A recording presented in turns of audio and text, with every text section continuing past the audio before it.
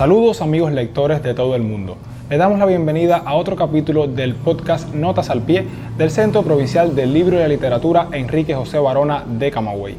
En esta emisión me acompaña de manera especial el escritor e intelectual cubano Francisco López Sacha. Bienvenido a nuestro podcast del Centro Provincial del Libro de Camagüey. Coméntenos sobre las figuras que ha estado promocionando acá en este Festival Universitario del Libro y la Literatura, que son Alejo Carpentier y Onelio Jorge Cardoso. Estuvimos conversando primero sobre la importancia de Onelio Jorge Cardoso, que es uno de los grandes cultores del cuento cubano, su transición del cuento vernáculo al cuento moderno e incluso a un tipo de cuento muy personal. Personal hasta el punto de que no tenía imitadores.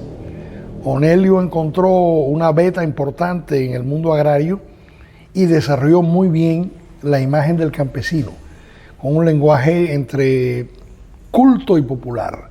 Y eso quizás lo situó, sin duda alguna, a la cabeza de los cuentistas cubanos desde fines de los años 40 y comienzos de los 50.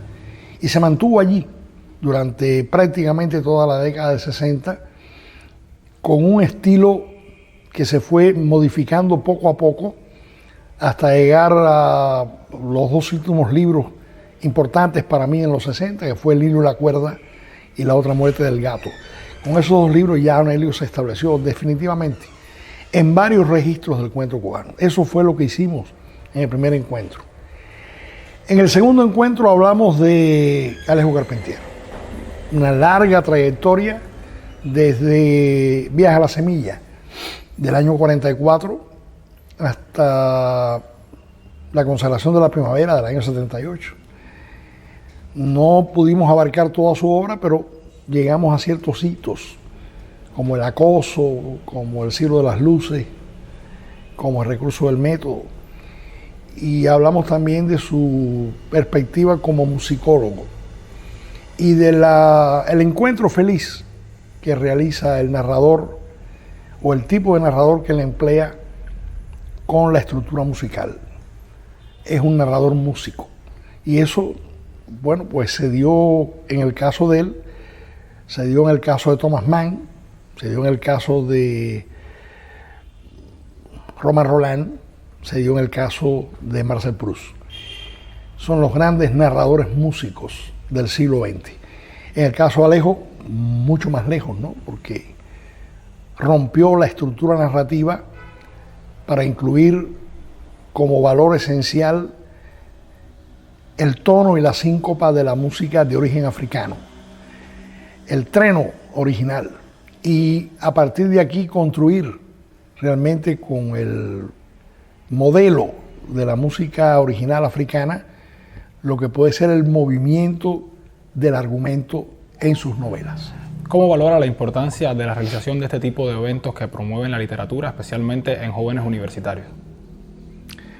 Siempre ha sido una ambición de la revolución que el talento joven pase por la universidad. Y también ha sido una ambición de la revolución que la cultura cubana también pase por la universidad y se genere en la universidad. Originalmente, desde que yo era estudiante universitario, era Extensión Cultural o Extensión Universitaria quien asumía ese rol, y lo asumía también la Federación Estudiantil Universitaria. Ese rol es muy importante.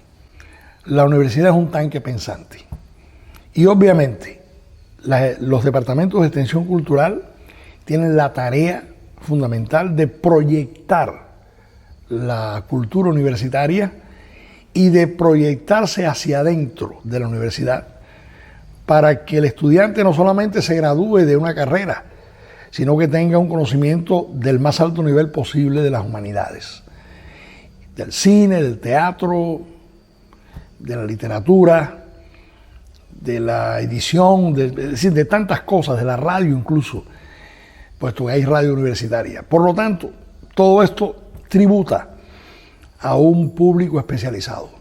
Está gestando un público de especialistas que pertenece también a la misma circunstancia del resto del público, pero es un público de avanzada.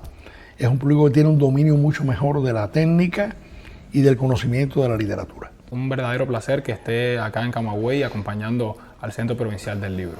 Y a usted lo invito a que nos siga a través de las diferentes redes sociales del Centro Provincial del Libro y Literatura Enrique José Varona de Camagüey. Hasta un próximo encuentro con Notas al Pie.